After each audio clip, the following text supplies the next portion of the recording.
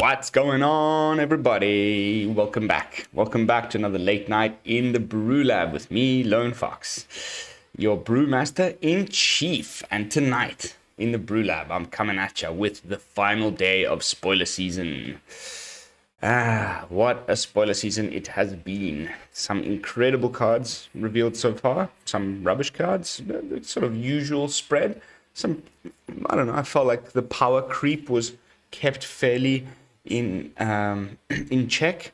There is some really strong cards, but nothing that felt ridiculously busted.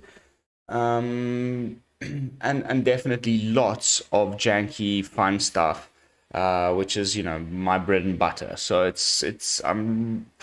can't tell you how excited I am to start playing with these cards in how many days? 1, 2, 3, 4 days. 4.5 days to go until we get to play with these sweet new cards. But yeah, today, the final day of the set release, is pretty normal in that they just dump all the last commons on us in one day. So there is no way I'm going to get through all of these things tonight. There is plenty that is just not even worth talking about. I think I'm just going to do a kind of very quick pass over.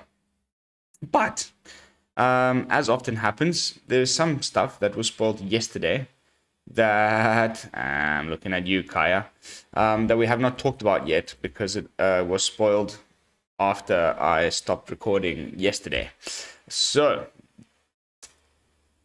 we got up to Welcoming Vampire. We need to talk about Foreboding Statue, a 3-mana artifact creature construct that is a 1/2, and you can tap it to add 1 mana of any color. And then you put an omen counter on Foreboding Statue. So at the beginning, it's just your typical mana rock, although it is a creature construct. So it's a mana rock that's also a creature, which is pretty cool. Mana dork. But then you start adding omen counters to it. And at the beginning of the end step, if there are 3 or more omen counters on Foreboding Statue, you untap it, then transform it. That's pretty cool. It becomes a 5/5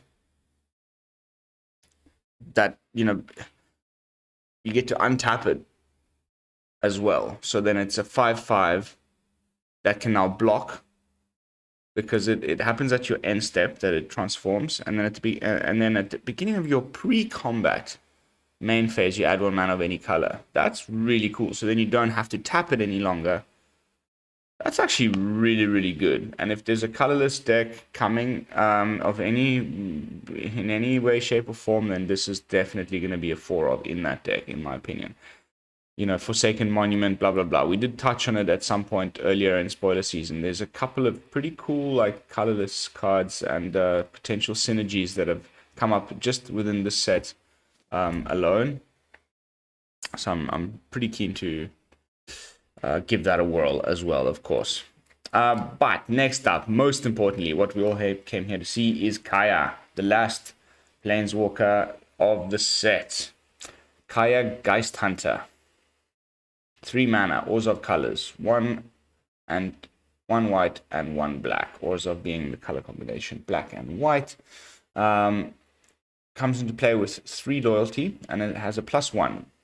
A -2 and a -6. The +1 puts a death touch.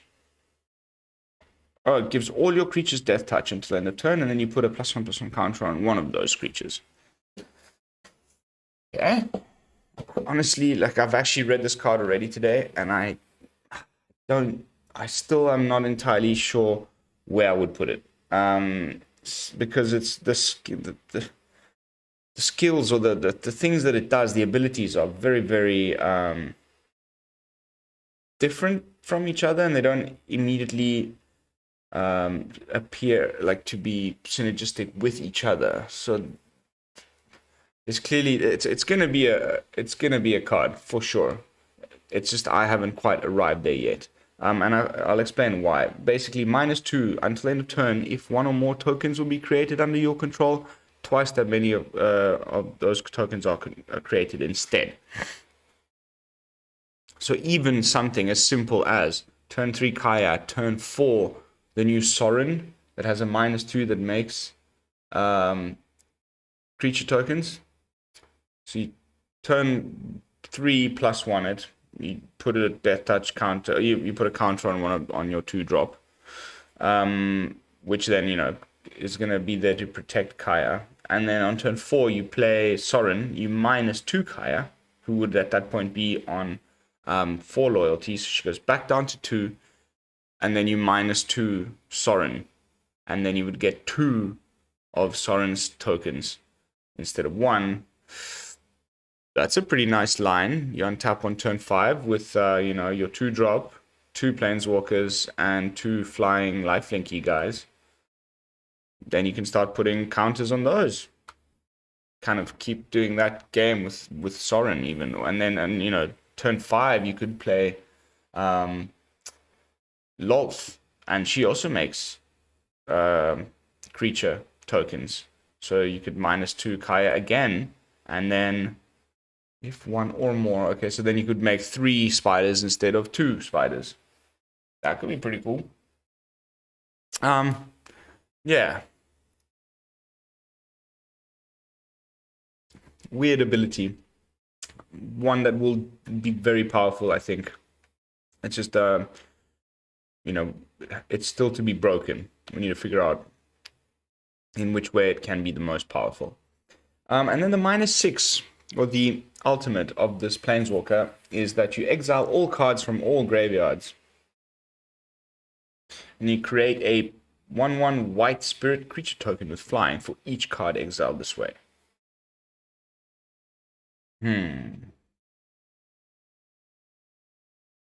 Also, of course, works really well with her, you know, the counterpart, the 5-drop Kaya that we've still got from Kaldheim.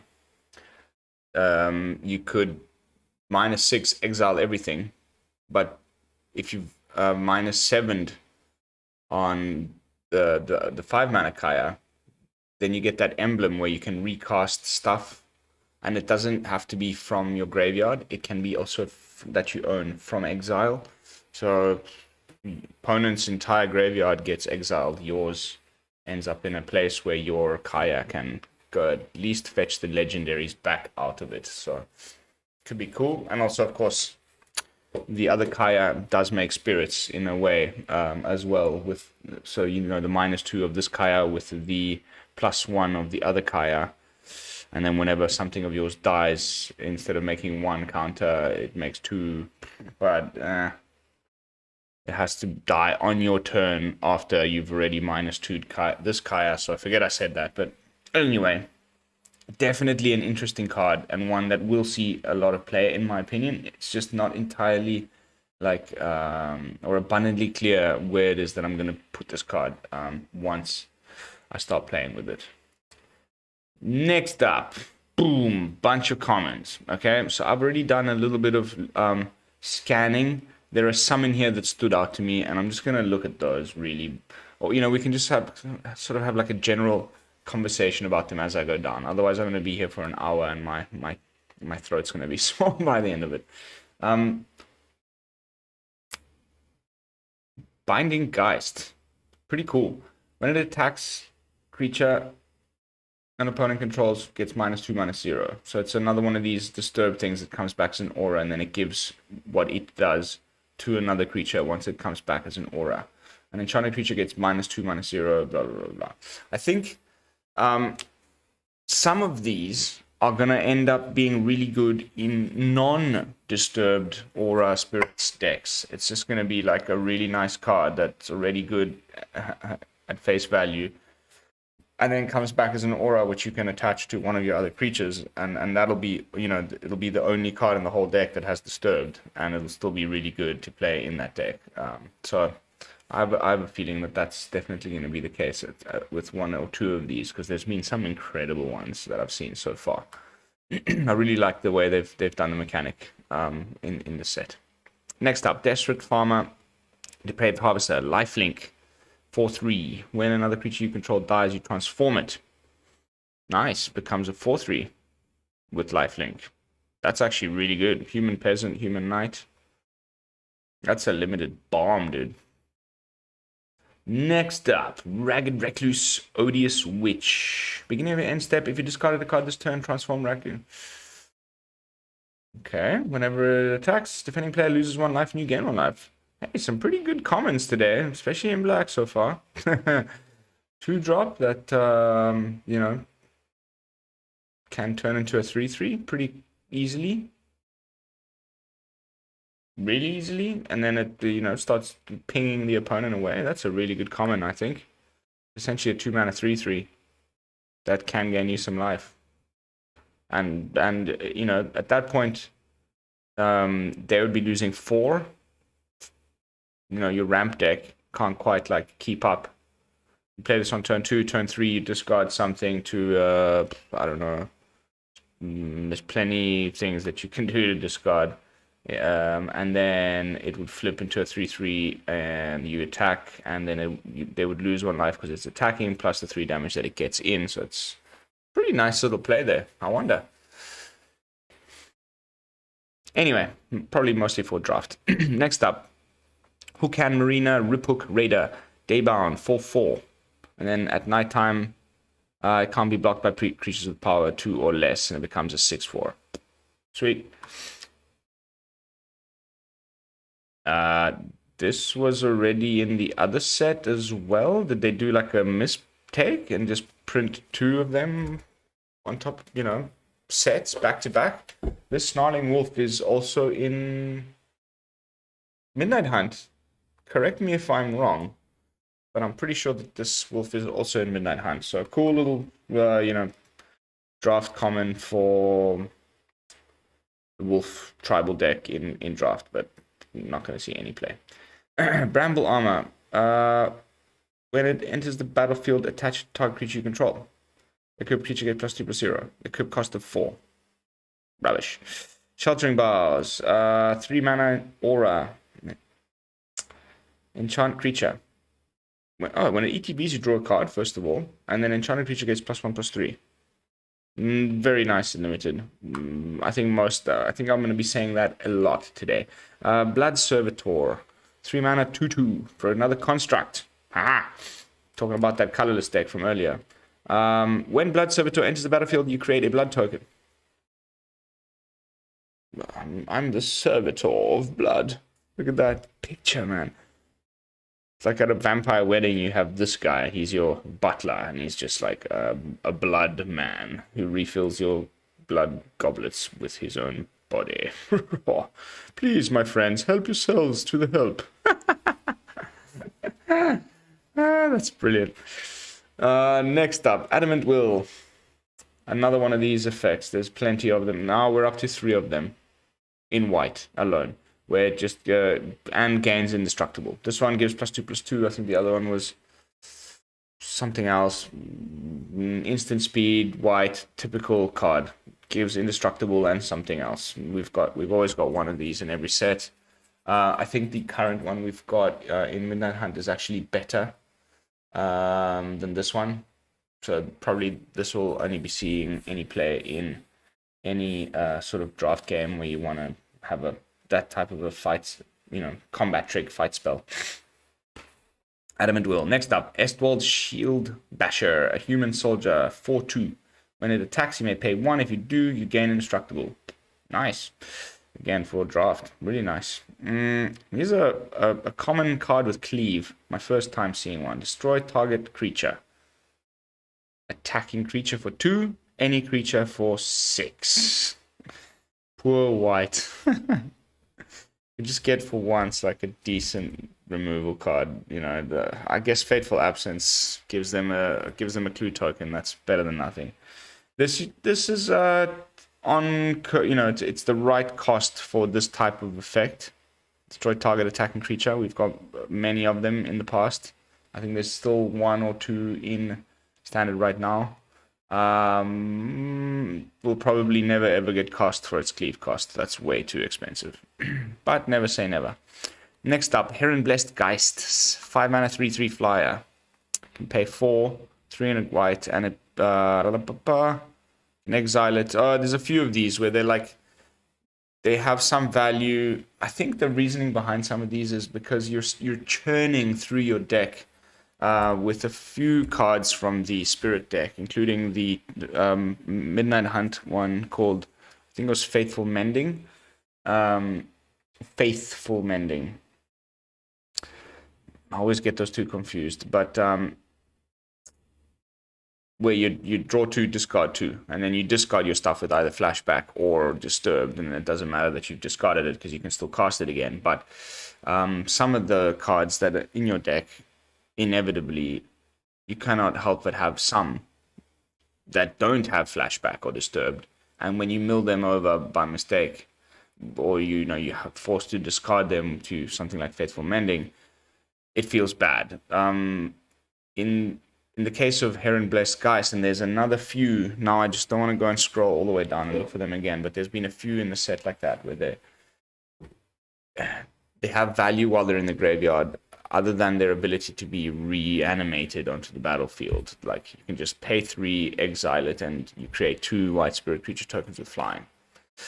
There was another one that gained you some life, and I kind of like that. It's pretty cool. So if you do mill this over by mistake, or it gets milled by the opponent, and you have no way of getting it back onto the battlefield in your white deck, then you can just exile it and get some value that way.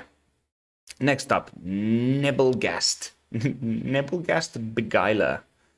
A 5 mana, 2/5 spirit, which you can pay 1 and tap target creature. That's going to see loads of play, I think, in Limited for sure. But yeah, that's all I can say about that. Next up, Nurturing Presence. We've got an Aura. Enchanted creature. Enchanted creature has, whenever a creature enters the battlefield under your control, this creature gets +1/+1 until end of turn. Pretty cool. And then when it enters the battlefield itself, you create a 1/1 white, I beg your pardon, spirit creature token with flying. That's pretty good. I like that. Parish Blade Trainee. Human Soldier 1/2. Training. Okay, trainee that has training. Training is that whenever this creature attacks with another creature with greater power, put a +1/+1 counter on it. And when Parish Blade Trainee dies, put its counters on target creature you control. Oh, that's pretty nice. That's pretty cool. Next up, Piercing Light, a 1 mana instant in white. I always like to check these out for Magecraft decks. Piercing Light deals 2 damage to target attacking or blocking creature. Scry 1. Really, really good. Not sure whether it will see any play in Standard. I don't know if it's the right time for a thing like this, but that has, like, I don't know, it isn't just Portable Hole better, it hits more things. But the ability to scry, maybe like a 1 or a 2 of, where you might, like, if you were the kind of person that ran 4 Portable Holes, you can now run 2 and 2 or something like that. That scry is nice. And the instant speed is nice. Attacking or blocking is also nice. That's a nice little common. I think it might see some play. Next up, Supernatural Rescue. 4 mana, Aura. This spell has flash as long as you control a spirit. When you cast a spell, tap up to 2 target creatures you don't control. Tempo deck. Enchant creature you control. Enchant creature gets +1/+0. +1/+2. Not bad. Not bad. A bit expensive. A little bit expensive. If it was a bit cheaper, this would be uncommon and definitely see play, but 4 mana is a bit too much for it. Next up, we've got another 1-drop Cleric. This one's common. Traveling Minister. 1/1. You can tap it, and target creature gets +1/+0 until end of turn. You gain 1 life. Activate only as a sorcery. That's an altogether better... Oh, there's still people that play it. It's an arena-only card, but it used to be in... goodness. In Standard, before last rotation. Let's just tap it, gain 1 life. This is like tap, gain 1 life. Like the other one. Same stats, 1/1, 1 mana, Cleric. Except this also gives +1/+0 to a creature until end of turn. So the other one you could tap at instant speed. This one you can't. I think this is better, but it's just a weird little card that probably will only see play in, like, you know, people that are playing free to play, that kind of stuff. Next up, Vampire Slayer. 2-drop. 2/2. Whenever it deals damage to a vampire, destroy that creature. Cool. Cool for draft. Won't see any play. 1 mana instant. Alchemist's Retrieval. Cleave for 2. So if you cast it for 1, you return target non-land permanent you control to its owner's hand. If you cast it for 2, you can return target non-land permanent to its owner's hand, period. That's actually pretty good. There's spells that do the same already. Many, of course. I mean, even just... what's it called? The new one that's seeing so much play. Fateful... Oh, no. Bounce target creature, mana back. This is non-land permanent, so I'm done. Oh my god, I think it's called Fading Hope. It's the one I'm talking about. It's like redefining the format. It's like a 4 of in every control deck these days, alongside Divide by Zero. If you throw this into the mix as well, that gets pretty annoying. My thinking is, like, would you rather play this or Into the Royal, where you can cast it for kicker and draw a card? This you cast for cleave. It's cheaper. I don't know. Next up, Chill of the Grave. 3 mana instant, 2 and a blue. This spell costs 1 less to cast if you control a zombie. Nice. I like these type of things. So it will be 2 mana if you've got a zombie. We've already had one of these for vampires and werewolves. One is called Moonrage's Slash, the werewolf one that costs less if it's nighttime, but it's clearly like werewolf themed. And the vampire one was called Neonate's Rush. 1 damage to target creature, 1 damage to player, draw a card. This is the zombie one.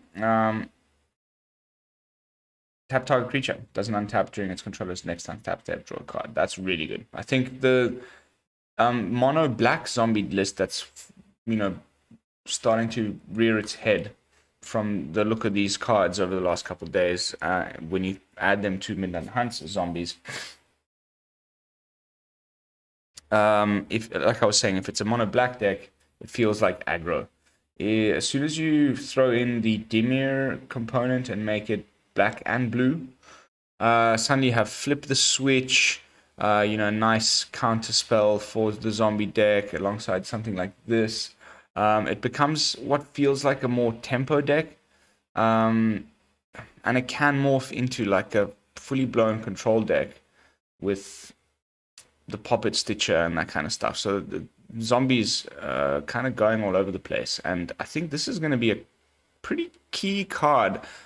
It's just a little bit annoying that it's a 3-drop. I know you can cast it for 2. I honestly just don't know what to cut to fit this in. But draw a card and tap down a creature at instant speed. I think that's really, really good in that deck. I just don't know, you know, what I would cut to fit it.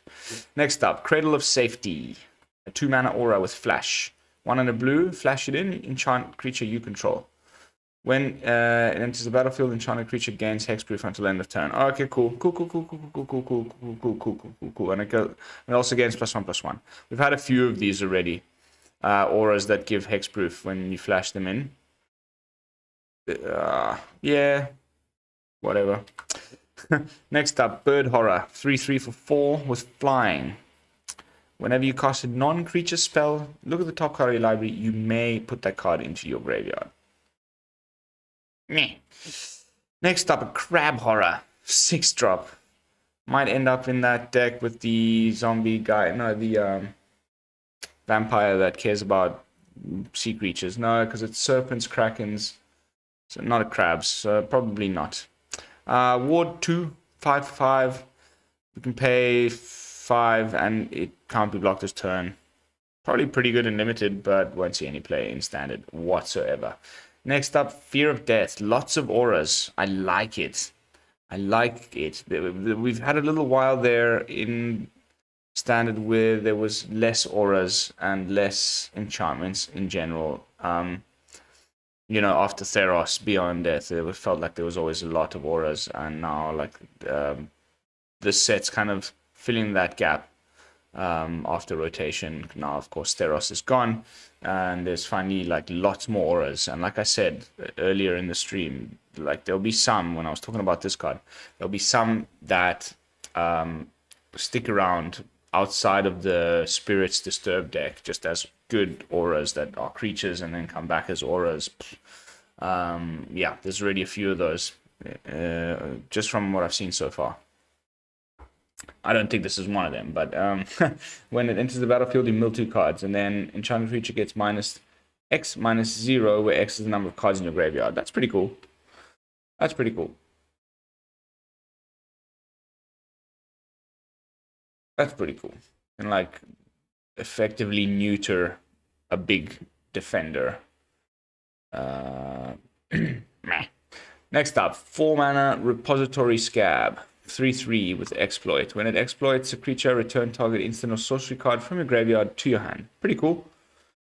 In limited, definitely really cool. That ability to go and fetch back your key removal spell or whatever from the graveyard in the zombie deck, it'll be good. I think a lot of these cards, it's going to be interesting to see the draft environment. I don't play much draft, but they've already announced that there's going to be a draft later coming. I think it's earlier next year, just before Kamigawa, where you can draft Midnight Hunt and Crimson Vow together. The booster packs will have a even spread or a randomized spread of cards from both sets in them. So things like exploit obviously work much better with decaying zombies than your actual zombies that you don't want to exploit. That's not going to get to happen in just Crimson Vow draft, but in the one where they come together, it's obviously going to be a really good draft experience because a lot of these mechanics and cards work with each other. And my point was, I don't know how they're going to they must have done a really good job to balance out, because draft felt really, really fun in Midnight Hunt, and I'm sure it's going to be great without Midnight Hunt with just Crimson Vow. And I think that this idea of being able to draft the 2 sets together that's coming next year is going to be amazing, and I hope it's not just a paper thing, but that they bring it to Arena as well. Next up, Selhoff Entomber. 1/3. You can tap it and discard a creature card, draw a card. Serpentine Ambush. 2 mana instant. Until end of turn, target creature becomes a blue serpent with base power and toughness 5. That's pretty cool. That's pretty cool. That's really cool. Little combat trick. Swing in with your 1/1. The opponent doesn't block. You make it a 5/5. Win the game. Next up, Sky Warp Scab. I know what's with these scabs. Scab. Double A. Gotta draw it out. Sky Warp Scab. A zombie drake, 2/5 with flying for 5 mana. When it enters the battlefield, you may exile 2 creature cards from your graveyard. If you do, draw a card. Rubbish. Draft nonsense. Next up, Steelclad Spirit. 3/3 with Defender. For 2 mana, 1 and a blue. Whenever an enchantment enters the battlefield under your control, Steelclad Spirit can attack this turn as though it didn't have Defender. That's cool. That's a cool card. It won't see any play in Standard. There's better 2-drops in the deck, many already. Kind of struggling. Denic, etc., etc. You know the card I mean, the 2/3 with lifelink that has Disturb. Denic. Insane card. So yeah, this won't see any play in Standard, but it's a really cool effect in Limited. There's a similar card with Magecraft in Prismari. It was Prismari Shieldmate or something like that. It's a 3/3 with Defender for 2, and it can only attack if it is Magecraft is triggered. I actually really like that one, and that one was uncommon. It's definitely a little bit better than this one. But yeah, similar vibes where it like can attack with certain conditions being met. Another zombie, Stitched Assistant, 3 mana for a 3/2 with exploit. When it exploits a creature card, you scry 1, then draw a card. Again, really good, I think, in limited. That's like crazy good. Turn 3, kind of churn through, look at the top, what's my next card going to be? Also, replace itself and put a 3/2 on the board. In limited, that's going to be bomb. Next up, Siphon Essence, 3 mana instant. Counter target creature or planeswalker spell. Create a blood token. I don't know.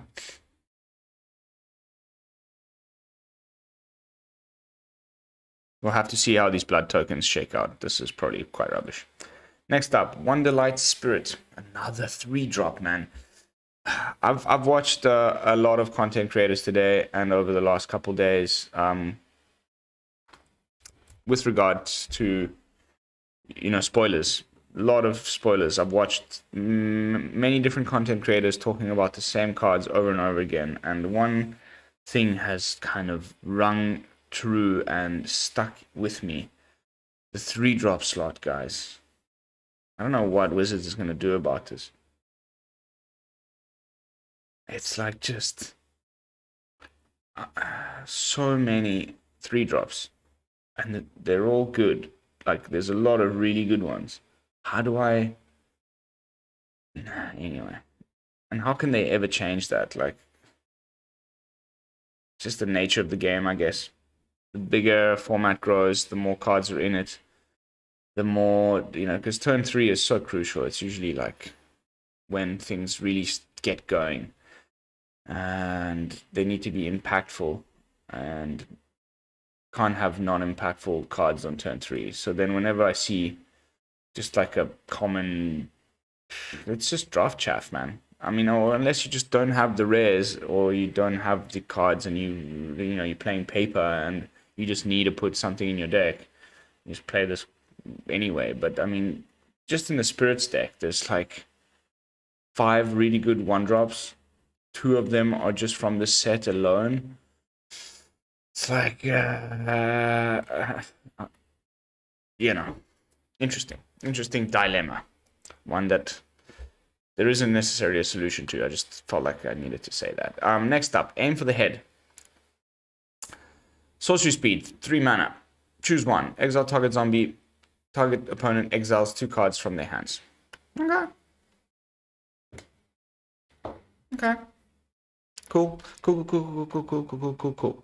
Zombie hate. Next up, Bleed Dry. Instant speed. Target creature gets -13 until end of turn. If that creature would die this turn, exile it instead. It's like pretty much you will remove that creature. I don't think there's anything with more than 13 toughness. I don't think. No, there is. There's a couple things. But anyway, in standard, you're getting rid of everything. But it's 4 mana. Weird card. Again, with this 13 theme, it'll probably just see some play in limited if you've got no better removal. Blood Fountain. 1 mana for a artifact. When it ETBs, create a blood token. Ooh, there was a red blood token thing here. The Sanguine Statuette. Also makes treasure tokens when it ETBs and stuff like that. This one. Also, you can pay for, tap it, sacrifice it, and return up to 2 target creature cards from your graveyard to your hand. That's pretty nice. That's very nice. I wish they would, if it was to the battlefield, this would be rare. If it wasn't to the hand, but still pretty nice. That's a kind of normal cost for a spell that does something like that. Gains instant value when it hits the board. If there's some sort of blood token deck that's good in limited, this is going to be an auto include. I don't know if it'll see any play in standard though. We've got to put Blood Chiefs Thirst and stuff like that. Next up, Diagraph Scavenger. Zombie Bear. 2/3 for 4. 3 colorless and a black. It has Death Touch, and it ETBs exile up to one target card from a graveyard. If a creature card was exiled this way, each opponent loses 2 life and you gain 2 life. Nice. Next up, Doomed Dissenter. When it dies, you create a 2/2 black zombie creature token. Okay. We've had a few of these already. But this one doesn't have Decayed, so better. Gift of Fangs. 1 mana aura. Enchant creature gets +2/+2 as long as it's a vampire. Otherwise, it gets -2/-2. Pretty cool, man. That is actually really cool. I don't know if we can fit it in any deck in Standard, but it's a really cool card. That's like a removal or an aura. I really like that. And I love the art on it. It's such a trippy drawing. I would love to see if this ends up seeing any play. Cool little aura. 1 mana. You know, turn 2, give your Falcon Wrath Pit Fighter +2/+2. Swing in for 4 on turn 2. That's not bad. It's not bad at all. Grisly Ritual. 6 mana sorcery. Destroy target creature or planeswalker. Create 2 blood tokens. Nah. Draft nonsense. Anyway, reaching kind of slowly the end here. Woo! Reaching the ending the black section, going into the red section. A skeleton. I can remember myself talking during spoiler season for Midnight Hunt, and we got that skeletal swarming card, the 5 mana enchantment that makes skeletons every turn, and then I tried to make skeleton tribal, and there was like 1 other skeleton in Standard. Now there's 2. Persistent Specimen. You can return it from the graveyard to the battlefield tapped for 3. 1 drop, 1/1. It's actually really good. Like, you want something like this in your skeleton tribal deck. It just keeps coming back. Super annoying. You can sacrifice it to, draw cards, Deadly Dispute, that kind of stuff. Or any other sort of thing that you require sacrificing something to, and then it can just keep coming back and chump block. It could be nice in your skeleton tribal deck. Finally, a little piece. Not a very good one, but if you're trying to build skeleton tribal in Standard, then you don't have that many options. So, Persistent Specimen. Next up, Pointed Discussion. 3 mana, 2 and a black for a sorcery speed card that allows you to draw 2, lose 2 life, then create a blood token. Okay, another one of these. There's lots of these. Something like Demogorgon. No, one called something Bargain in the last set. Pointed where you lose a bit of life, but you get to draw. It's a typical black spell.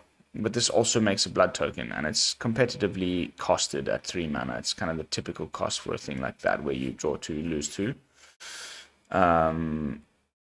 This also has the added bonus of drawing, creating a blood token. So if you're already running those types of cards in your deck, then this might just be the better version. The one I'm talking about, that's an instant speed that came out in Midnight Hunt, where you get lose 2, draw 2, lose 2 life, draw 2 cards, but don't make the blood token, but it's instant speed. I love it how they balance those things like that. If this was instant speed, then that other card would just be completely invalidated. It has to be slightly different. Otherwise, it's like, why would you get so much more value in the form of a blood token for the same exact cost? Okay, let's make it sorcery speed. Now it's fair. Next up, Undying Malice. 1 mana for an instant speed card that says, until end of turn, target creature gains. When this creature dies, return it to the battlefield tapped under its owner's control with a +1/+1 counter on it. So it's a Feign Death. It's Feign Death.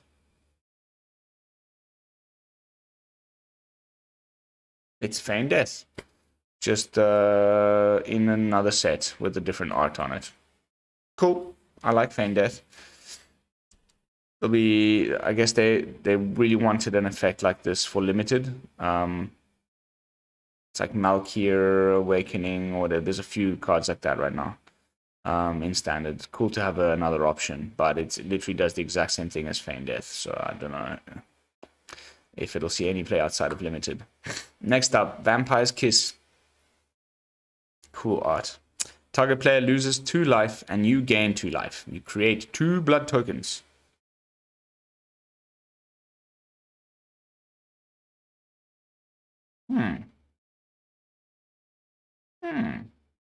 Again, if this blood token deck takes off, this might actually be really good because it's doing, you know how the vampires in this set require you to have gained life this turn, not like in Midnight Hunt where it was, you know, for them to do their thing, they needed to have the opponent have lost life this turn.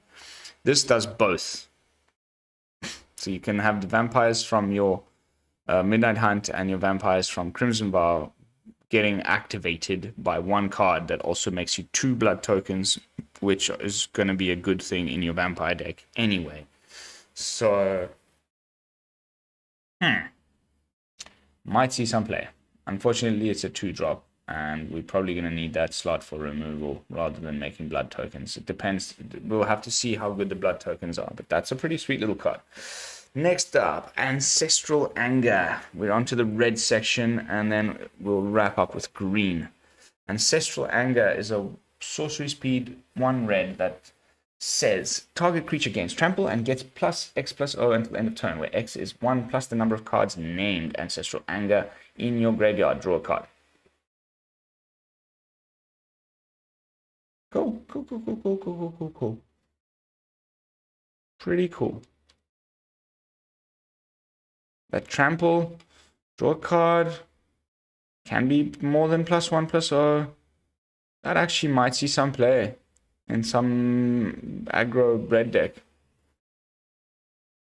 as a way to draw a bit of cards and give some creatures trample. I kind of like it. Next up, Blood Petal Celebrant, Vampire, another 2-drop, 2/1.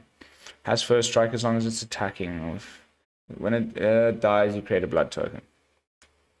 Basically exactly the same point I had to make about Vampire's Kiss. It's a 2-drop. There's already too many 2-drops in the Vampire deck, and it does something that something else already does. That's a 1-drop in the same tribe from Midnight Hunt. But it makes blood tokens, so we'll have to see whether that's a good thing or not.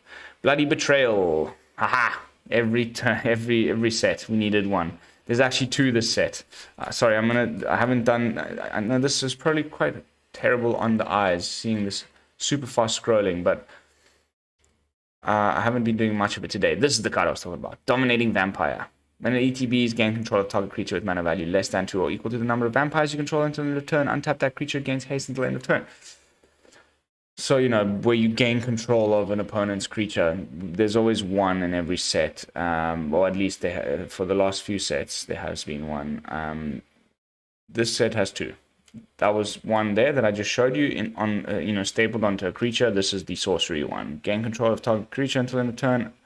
Untap that creature, gains haste until end of turn. Create a blood token. Every time it has to do with like the set mechanic, it's kind of themed that way. There was one with treasures for AFR. There was now one with werewolves. The way like if you control a werewolf, scry 1. But there's always a 3-mana sorcery speed thing that does this in almost every set that I've played for a while now. So here's this one. It makes blood tokens. Cool. Next up, End the Festivities. And the Festivities deals 1 damage to each opponent and each creature a planeswalkers they control for 1 mana. Little micro sweeper. That also does damage to opponents. But I wonder if that'll see any kind of play. Maybe in limited. Ooh, a bolt. Falconwrath Celebrants. Menace. 4/4 for 5. When it ETBs, create 2 blood tokens. Cool. Again, bit expensive, which is probably why it's common, but 4/4 is not bad, Menace is not bad, and 2 blood tokens is not bad, so there's just way too many good 5-drops that I'd rather be playing. So maybe in limited, if like again, like I'm repeating myself too many times in this video. Our blood token's going to be good. Probably limited card. Next up, Flame Blessed Bolt. Instant speed, 1 mana. Cool. So it's like the shock of the set. Does 2 damage to target creature or planeswalker. If that creature or planeswalker would die this turn, exile it instead. Nice against the zombie deck. Stuff like that. You know, reanimators that are trying to reanimate their vampires at some point. You can just take out a few little key components like the what's it called? The Celebrant. No, what was it? The uncommon from last set. Oh my goodness. Never mind. I'm gonna butcher the name. But you know the one I mean. There's lots of guys that have two toughness that you would like to exile. This could be, you know, instead of running shock, you just run this instead, or instead of running play with fire, run this instead, or just a bit of all of them. Next up, Lacerate Flesh. 5 mana, sorcery. Deals 4 damage to target creature. Create a number of blood tokens equal to the amount of excess damage dealt to that creature. So if you cast this on a 1/1, you make 3 blood tokens. Hope that makes sense. Meh. Next up, Reckless Impulse. 2 mana, sorcery, 1 and a red. Exile the 2 top cards of your library until end of turn. No, you may play those cards. Lightning Wolf. The art on this thing is hilarious. It's like that's hilarious. 4 mana, 4/3. Pay 2 and it gains first strike. Cool. Pyre Spawn, 6 mana, 6/4. When it dies, deal 3 damage to any target. Sure Strike. 2 mana, instant speed. Target creature gets +3/+0 and gains first strike until end of turn. Nice little fight spell for limited. Voldaran Epicure. Another red 1-drop vampire. And did we get any red? Any black 1-drop vampires? I don't think so. I need to go back through the set and look again. There's like now 3 or 4 1-drop vampires in red, but none in black. At least that I can remember. I'm going to have to go and look back through the set again, because that would be really weird now that the whole set is spoiled. There's not a single 1-drop black vampire. But when this one ETBs, it deals 1 damage to target opponent. And then you create a blood token. That's actually really nice. You know, that 1 damage to opponent triggers your vampires that want that to happen. You also get a blood token. You get a 1/1 chump blocker for 1. That might actually see some play, but I don't think in standard. It's just better. Even just the Falconwrath Pit Fighter will take the place of this guy. Next up, our Fallen Wings, or whatever it's called. Broken Wings, except Broken Wings is better because you can also kill artifacts. This is only enchantments and creatures with flying. But in limited, this could be pretty good. You know, there's always one card that does something like this in every set. Here's this one. I don't understand why they would just remove artifacts and only make it enchantments. I guess there's not that many good artifacts for limited. Next up, Nature's Embrace. 3 mana, 2 and a green for an enchant creature or land. As long as enchanted permanent is a creature, it gets +2/+2. As long as enchanted permanent is a land, it has tap. Add 2 mana of any one color. That's nice. That's nicely versatile. I, again, don't think it'll see much play in standard, but, like, in limited, for shizzle. I need to stop saying that. It's like, we've said the same thing about pretty much every single one of these commons. But that just tends to be the nature of the game. Next up, Rural Recruit. This piggy. Human Peasant 1/1 for 4 that has training. And when it enters the battlefield, you create a 3/1 green ball creature token. So it's pig is the pig can train the recruit. That's pretty funny. Yeah. That's about all I can say. Spore Crawler. Another fungus. 3 mana. 2 and a green. When it dies, draw a card. Cool. Sporeback Wolf. As long as it's your turn, Sporeback Wolf gets +2, +0/+2.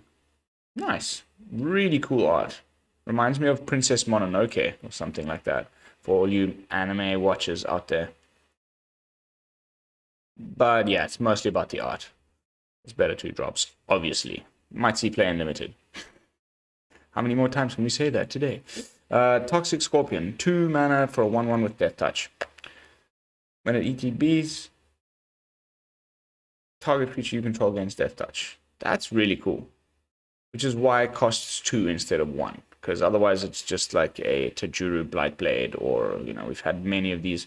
At one point, we had a Snake, a Scorpion, and Tajuru, all in standard, that were just 1/1s with Death Touch in green, for 1 green mana. This costs 2, but when it ETBs, you gain, you can give someone else Death Touch, so pretty cool. Next up, Witch's Web. Cool art as well. Target creature gets +3/+3 and gains reach until end of turn. Untap it. That's actually really good against Goldspan and that kind of thing.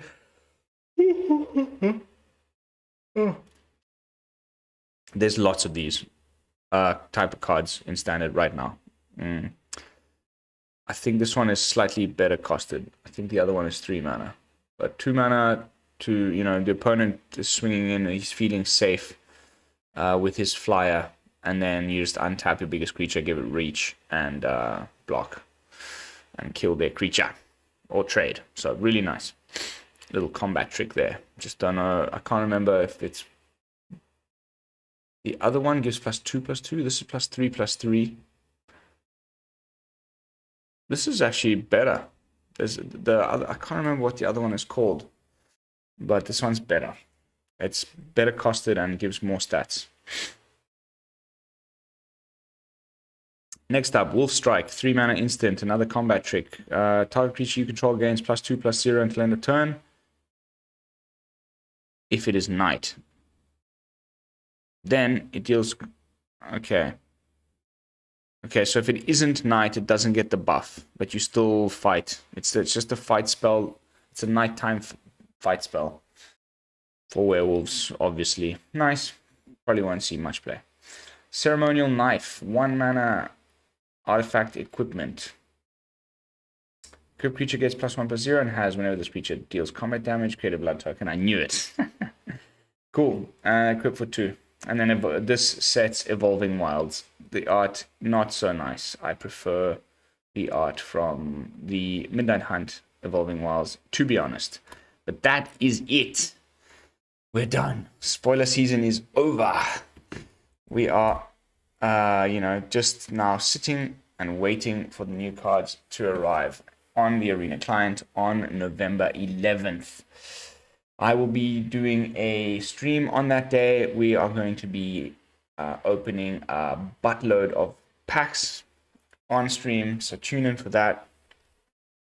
And tomorrow I'm going to be starting with some theory crafting content, where we will be spending some time on the Etherhub website, preemptively crafting up some decks so that they're ready to rumble for day 1. And yeah, I'll see you all in the next video. Thank you so much for watching. I hope you enjoyed this content. Don't forget to like, comment, and subscribe. This is Lone Fox from the BrewLab, signing out. Peace, y'all.